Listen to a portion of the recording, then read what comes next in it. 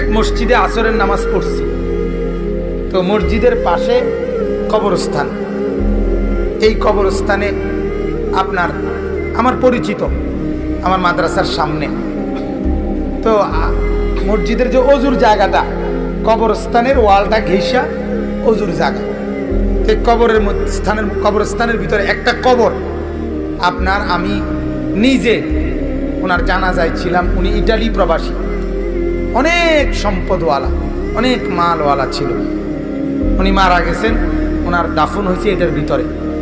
আহা, আমি দেখলাম, অনেকক্ষণ তাকায় রইলাম এই অজু করতে বসে। ওনার এই ট্যাংরা বেড়া দিয়া কবরটার মধ্যে, ওই যে ফাঁক ফাঁকওয়ালা বেড়া বানায় না, এরকম বেড়া দিয়া আপনার কবরটার মধ্যে আছে।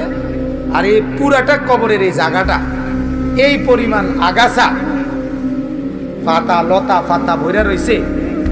এটা দেখা আমার এতটা অনেকক্ষণ তাকায় রইলাম মনটার মধ্যে যে হায় মাওলা, এটা সেই লোক, যেই লোকের বাড়িটা এত অত্যাধুনিক টাইলসের, যে বাড়িতে একটা পাতা, একটা ময়লার টুকরা পড়তে দেয় নাই কোনোদিন।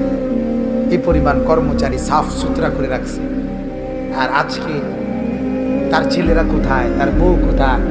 ঈদ গেল, ঈদের পরের দিনের পরে দ্বিতীয় দিন, কোথায় ঈদ? তারা তো ঈদের আনন্দ করতেছে, বিবি বাচ্চা। আর এই লোকের কবরের উপরে এই পরিমাণ লতা পাতায় ঘেরা। হায়, একটাবার তো কেউ দেখতেও আসে। 3 সন্তান, ওই বেটার 3 জন ইটালি, এর নাম দুনিয়া। আমার খুব মনে হয়েছে যে হায়, এর নাম দুনিয়া। কি পরিমাণ মেহনত করছিল এই লোক।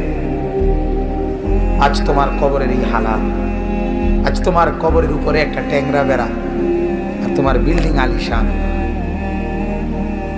ফেলে আসছে যেটা। আজ তোমার কবরের ঝোপঝাড় লতা পাতাগুলো পরিষ্কার করার কেউ নেই।